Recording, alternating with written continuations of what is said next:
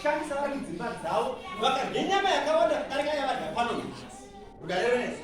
Asi takakonzera kuti vashuwe kutodzoka kudya nomuboora kudzimba dzavo.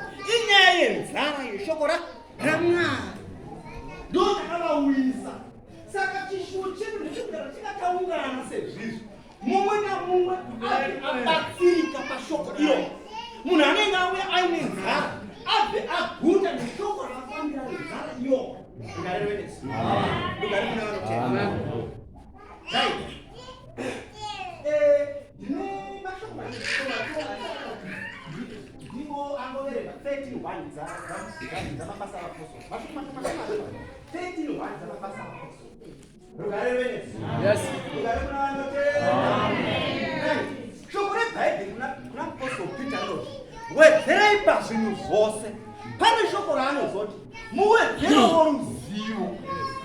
Udarevese. Ruzivo runorehwa haruzi rwokuchikoro, haruzi rwedegree, nderwekuziva kuvandudzika pana Kristu.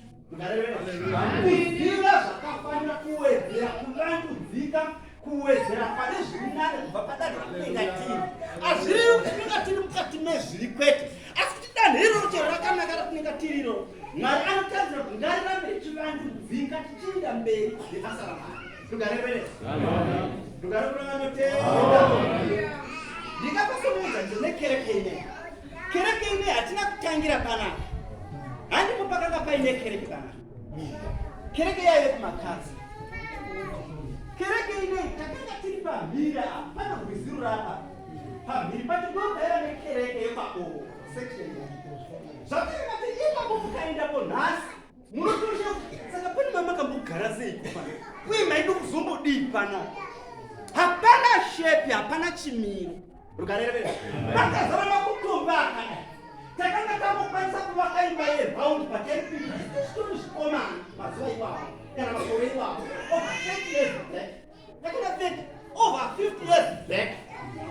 Pakanga pakazara matombo akadai. Tikangowana kaspace kokuite raundi kudai. Kune varendi yamajenfa. Topadare. Ndo vakatirera ivavo. Tiri pamatombo mapanga akadai. Pakahaunika. Saka nofamba tenguwa takazoti nana baba. Vana naVaTabombera naMharidzo naMharidzo vakationa. Kati vana baba. Patipana. Isu tinomuono wokuti tanga tiri kutsvake nzvimbo yakasununguka. Tibve pana. Vakati